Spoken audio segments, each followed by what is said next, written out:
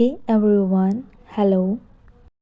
इस वीडियो में हम इंडिविजुअल एंड सोसाइटी के ब्लॉक 1 की यूनिट 3 को कवर करेंगे, which is from a cocoon with hope. Before moving further to study the chapter, क्या आपको पता है कि ये इंसेक्ट कौन सा है? इस इंसेक्ट को रेशम कीट कहा जाता है, यानी सिल्क मोथ। अगर इस इंसेक्ट का और कोई नाम भी आप जानते हैं तो आप कमेंट सेक्शन में बता सकते हैं। ये सिल्क मोथ मलबेरी लीव्स पर अंडे देता है और फिर इन अंडों में से छोटे छोटे कीड़े जन्म लेते हैं। ये कीड़े इन मलबेरी लीव्स को खाते हैं और खाते रहते हैं तब तक खाते जाते हैं जब तक ये बड़े कीड़े नहीं बन जाते हैं। फिर ये एक दिन इन पत्तियों को खाकर बड़े बड़े मोटे मोटे कीड़े बन जाते हैं, जिनको हम अडल्ट सिल्क वॉर्म्स कहते हैं। फिर ये सिल्क वॉर्म्स सलाइवा सिक्रीट करना शुरू करते हैं और तब तक करते जाते हैं जब तक ये ऊपर से नीचे तक अपने आप को पूरी तरह कवर नहीं कर लेते हैं, और इस सलाइवा को ही सिल्क कहते हैं। इसी सिल्क में ये अपने आप को पूरी तरह कवर कर लेते हैं और इस सिल्क की कवरिंग को ककून कहा जाता है। ये ककून इन सिल्क वॉर्म्स को प्रोटेक्ट करता है, एंड जब सिल्क वॉर्म्स की मैच्योरिटी का टाइम आ जाता है तो वो इस ककून में छेद कर देते हैं और सिल्क मोथ बनकर बाहर उड़ जाते हैं, और फिर ऐसे ही ये साइकिल रिपीट होती रहती है। पर एक दिन इंसानों की नज़र इन ककून्स पर पड़ जाती है और उनका स्वार्थ और लालच का भाव जाग जाता है, जिसको वे फैशन और ब्यूटी का नाम दे देते हैं। ये लोग ककून्स को कीड़ों सहित गरम गरम पानी में उबाल देते हैं और यहीं से सिल्क बनाने का ये क्रुएलिटी भरा प्रोसेस शुरू होता है। पर कुछ लोग हैं जिन्होंने हमारे ट्रेडिशंस पर सवाल उठाया कि ज़रूरी नहीं है कि जो पुरानी परंपराएं आज तक चलती आ रही हैं हमें उन्हें फॉलो करना ज़रूरी है।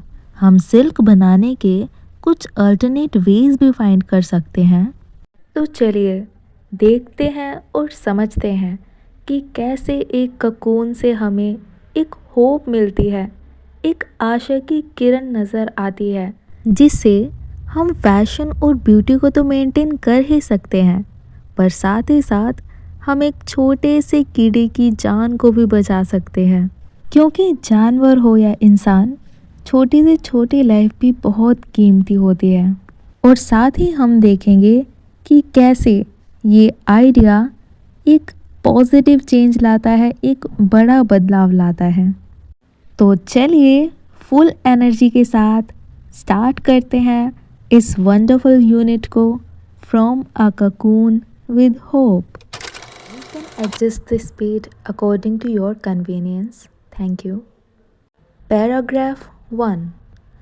The frail man who won India her freedom preached non violence.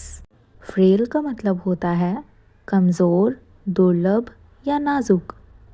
Preach का मतलब होता है उपदेश देना, शिक्षा देना या संदेश देना, जैसे कि महात्मा बुद्ध ने दिया था, सबको शिक्षा दी थी एनलाइटमेंट गेन करने के बाद।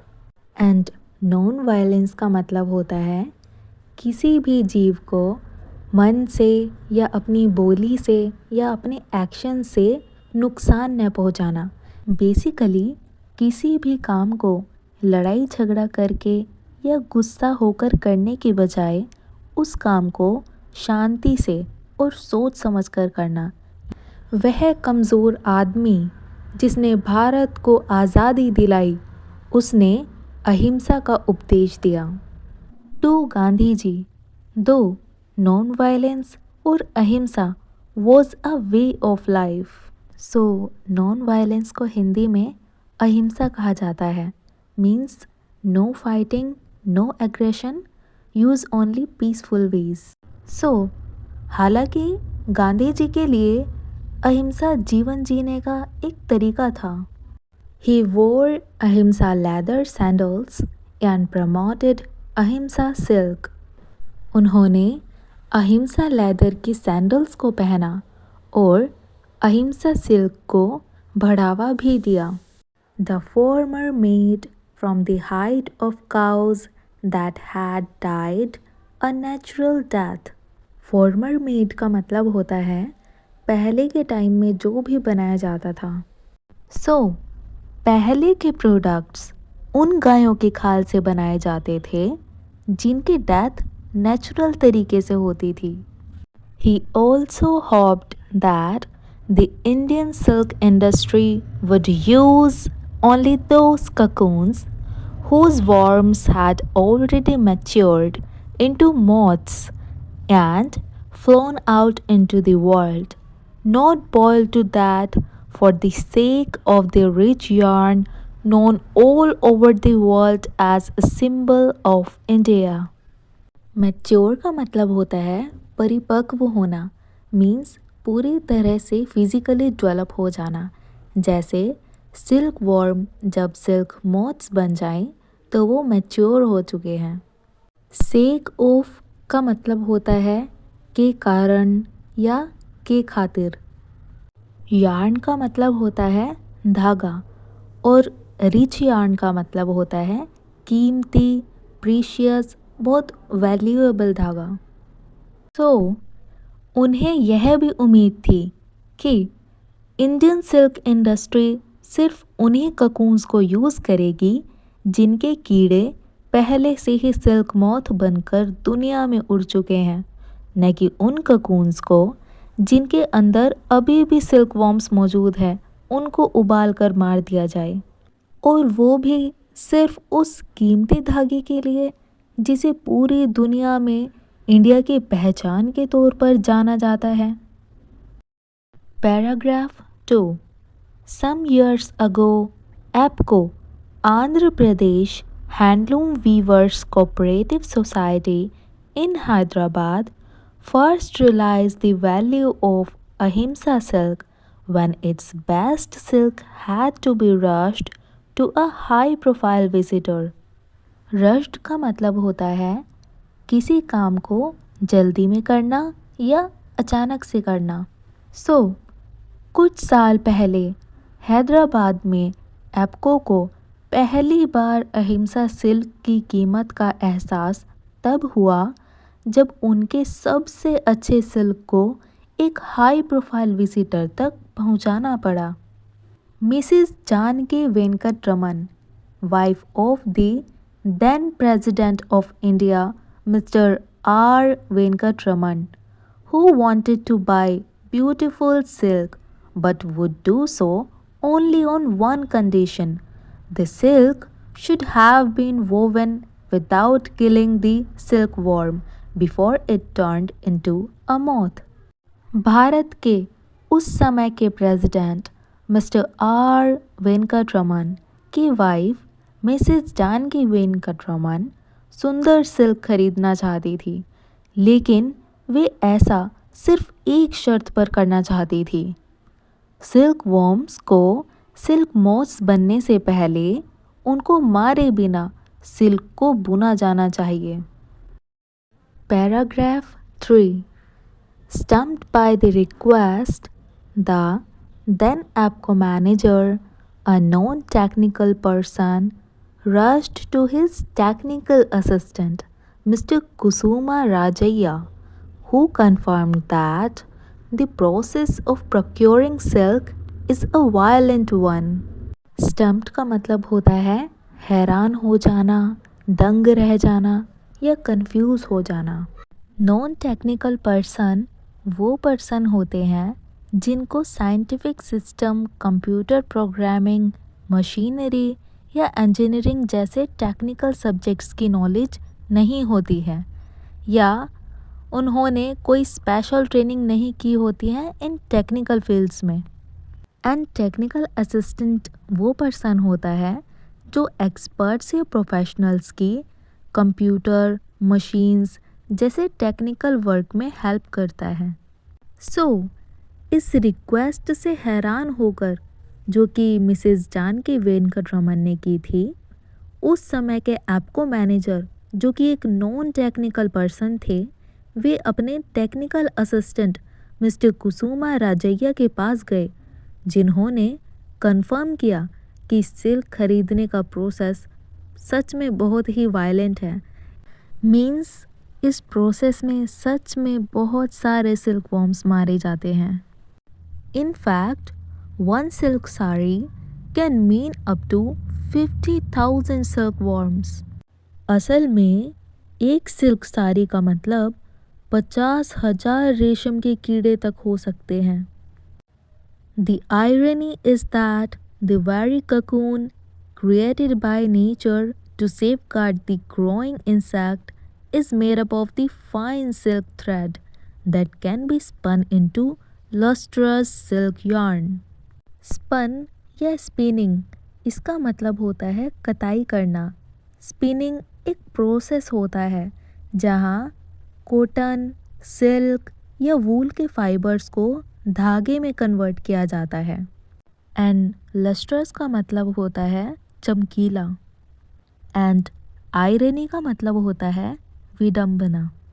सो विडंबना की बात तो यह है कि बढ़ते हुए कीड़ों को बचाने के लिए नेचर ने जो ककून बनाया था, वह ककून महीन रेशम के धागे से बना है, जिसे चमकदार रेशमी धागे में स्पिन किया जा सकता है, यानी उसकी कताई की जा सकती है।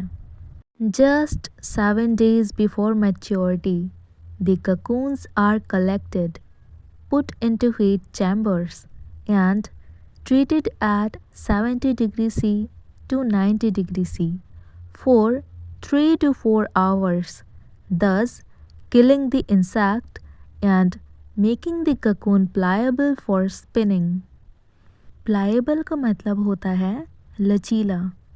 सिल्क वॉर्म्स के मैच्योर होने के ठीक 7 दिन पहले ककून्स को इकट्ठा किया जाता है, हीट चैम्बर्स में रखा जाता है और 3 से 4 घंटे के लिए 70 डिग्री सी से 90 डिग्री सी तक पकाया जाता है, जिससे कीड़े मर जाते हैं और ककून स्पिनिंग के लिए काफ़ी लचीला हो जाता है।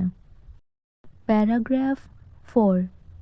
Over the decades, since Gandhiji first promulgated the idea, there have been movements within the khadi cottage industry and institutions such as Kalakshetra in Tamil Nadu to actually popularize this form of silk, where only those cocoons are used that have been discarded by the resident silkworm. Promulgated का मतलब होता है किसी नए कानून की या किसी नए आइडिया की या किसी नए विचार की, प्रॉमिस की घोषणा करना ऑफिशियली तौर पर। रेजिडेंट का मतलब होता है निवासी। जब से गांधी जी ने पहली बार यह आइडिया दिया था, तब से कई दशकों से खादी कॉटेज इंडस्ट्री और तमिलनाडु में कला क्षेत्र जैसी इंस्टीट्यूशन में इस तरह के सिल्क को पॉपुलराइज बनाने के लिए मूवमेंट्स हुए हैं, जिसमें सिर्फ उन्हीं ककून का यूज़ होता है जिन्हें वहाँ के रेशम के कीड़ों ने फेंक दिया है, यानी जिन ककून्स में से सिल्क मॉथ बाहर निकल चुके हैं, जो ककून्स अब खाली हैं। At Kalakshetra, the traditional art and craft institution begun by the famous dancers and activist Mrs. Rukmani Devi Arundale, there is a half a century old weaving center which produces traditional Kalakshetra sarees in cotton and ahimsa silk. Dancers एक French word है। इसका मतलब है ballot dancer, यानी जो dancer ballot dance करते हैं। And activist वो पर्सन होता है जो सोशल या पॉलिटिकल चेंज लाने के लिए काम करता है।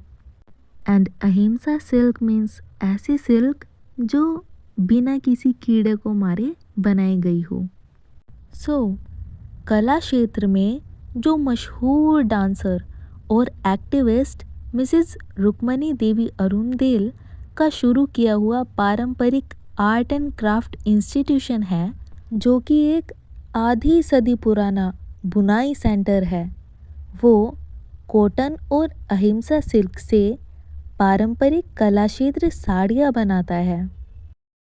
Paragraph 5 As often seen with alternative methods that are eco-friendly and which require new technology or way of thinking, the costs are high. जैसा कि अक्सर देखा जाता है कि दूसरे तरीकों में जो इको फ्रेंडली होते हैं और जिनके लिए नई टेक्नोलॉजी या सोचने का तरीका चाहिए होता है, उनमें खर्चा हमेशा ज़्यादा ही होता है। It is easy to produce a single sari, but mass production requires bulk procurement of the special cocoons. Bulk means ज़्यादा मात्रा में, एंड प्रोक्योरमेंट का मतलब होता है खरीदना, ऑब्टेन करना या प्राप्त करना। एक साड़ी बनाना आसान है, लेकिन बड़े पैमाने पर प्रोडक्शन के लिए खास ककून्स को बल्क में यानी बहुत ज़्यादा मात्रा में खरीदने की ज़रूरत होती है। The process was exhausting and it was only in January 2001 that Mr. Rajaiya managed to purchase 105 kg cocoons from the Sericulture Federation in Hyderabad. Exhausting means थका देने वाला। सेरिकल्चर का मतलब होता है सिल्क वॉर्म्स को बड़ा करना, उनकी देखभाल करना, ताकि उनसे सिल्क प्रोड्यूस की जा सके। यह प्रोसेस बहुत ही थका देने वाला था और जनवरी 2001 में जाकर मिस्टर राजैया हैदराबाद में सेरिकल्चर फेडरेशन से 105 किलो ककून्स खरीदने में कामयाब हुए। Funds were also a problem. पैसों की भी समस्या थी। Mr Rajaiah mobilise the funds from his provident fund and personal savings. Mobilised का मतलब होता है जुटाना या इकट्ठा करना। इसलिए मिस्टर राजैया ने अपने प्रोविडेंट फंड और पर्सनल सेविंग से पैसे जमा किए। After much persuasion the Indorama mills at Raipur Chhattisgarh agreed to spin this silk. Persuasion means convince करना या मनाना। काफ़ी मनाने ज़िद होने के बाद रायपुर छत्तीसगढ़ की इंदौरमा मिल्स इस सिल्क को स्पिन करने के लिए मान गई थी। Finally in Nalgonda district Andhra Pradesh 30 samples of अहिंसा silk sarees were ready for market trial. आखिरकार आंध्र प्रदेश के नलगोंडा डिस्ट्रिक्ट में अहिंसा सिल्क साड़ीज़ के 30 सैंपल्स मार्केट ट्रायल के लिए तैयार हो गए। Paragraph 6 Many experts from the textile industry supported the concept. Textile industry के कई एक्सपर्ट्स ने इस अहिंसा सिल्क के कॉन्सेप्ट को सपोर्ट किया। Mister NVR Nathan, director of NIFT National Institute of Fashion Technology, Hyderabad, is one amongst them. Mister NVR Nathan, जो कि NIFT के डायरेक्टर थे, ये उन लोगों में से एक थे जिन्होंने अहिंसा सिल्क के कॉन्सेप्ट को सपोर्ट किया था। He feels that forbearance, compassion, a vegetarian diet, avoiding injury, and avoiding killing are the 5 concepts of ahimsa or non-violence, and ahimsa silk sarees fall under these principles. उनका मानना है कि सहनशीलता, दया, शाकाहारी भोजन, चोट से बचना और हत्या से बचना अहिंसा के 5 सिद्धांत हैं और अहिंसा सिल्क की साड़ियाँ इन सिद्धांतों को फॉलो करती हैं, यानी इन प्रिंसिपल्स के अंतर्गत आती हैं। Also Ahimsa silk is as good as any other silk in quality. इसके अलावा अहिंसा सिल्क क्वालिटी में किसी भी दूसरे सिल्क जितना ही अच्छा है। Paragraph 7 Of course, ahimsa silk is costlier than ordinary silk, simply because when the moth leaves home, it punctures the cocoon and this breaks the silk thread. बेशक अहिंसा सिल्क आम सिल्क से महंगा है क्योंकि जब कीड़ा अपने ककून को छोड़ने वाला होता है तो वह ककून में छेद कर देता है और इससे सिल्क का धागा टूट जाता है। During the spinning process, cocoons without the moth lead to a lot of wastage. Spinning process के दौरान बिना सिल्क मोथ के ककून से बहुत ज़्यादा बर्बादी होती है। From an ordinary cocoon, 80% of the thread can be procured as yarn, but from an empty one, this goes down to an abysmal 16%. Abysmal का मतलब होता है बहुत बुरा या बहुत ही बुरी क्वालिटी का। थ्रेड और यार्न में एक छोटा सा डिफरेंस होता है। थ्रेड धागे को बोला जाता है और यार्न मोटे धागे को कहा जाता है जिससे कपड़े बनाए जाते हैं। जैसे ऊन का गोला यार्न होता है, वो थ्रेड नहीं होता है। एक आम ककून से 80% धागा यार्न के तौर पर मिल सकता है, लेकिन एक खाली ककून से यह बहुत ही बुरा जस्ट 16% तक धागा रह जाता है। बेसिकली जब एक प्योर ककून को पानी में उबाला जाता है तो एक बड़ा लंबा सा सिल्क का धागा इजीली बनाया जा सकता है और उससे कपड़ों की क्वालिटी बहुत अच्छी होती है। लेकिन जब ककून से सिल्क मोथ बाहर निकल जाता है तो बहुत सारे धागे टूट जाते हैं ककून से और एक लंबा धागा नहीं बन पाता है। जब उन टूटे हुए ककून्स को उबाला जाता है तो जो लंबे लंबे धागे होते हैं वो सिर्फ 16% तक ही निकल पाते हैं। बाकी सारे छोटे छोटे धागे होते हैं, अगर उनकी नोट्स बांध कर भी धागे को बनाया जाए तो कपड़ा थोड़ा वीक बनता है और क्वालिटी में अच्छा नहीं बनता है। तो क्योंकि इसको बनाने में बहुत मेहनत भी लगती है और बहुत ज़्यादा कॉस्ट भी लगती है, इसलिए अहिंसा सिल्क महंगी होती है। The finished sari reflects this cost and is 1.5 times costlier than a regular silk sari. तैयार साड़ी इस कीमत को दिखाती है और रेगुलर सिल्क साड़ी से 1.5 गुना महंगी होती है। Too little a price to pay as compared to what it saves, says Mrs. Menka Gandhi, a well-known animal rights activist and a minister in the present government.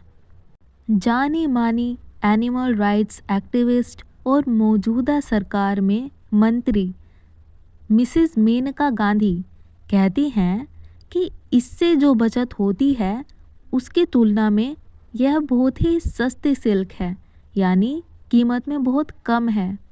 However, to make it accessible to the ordinary customer on the street, there is a need to work on not just bringing the cost down, but also on spreading awareness about the good deeds he does by buying such a sari.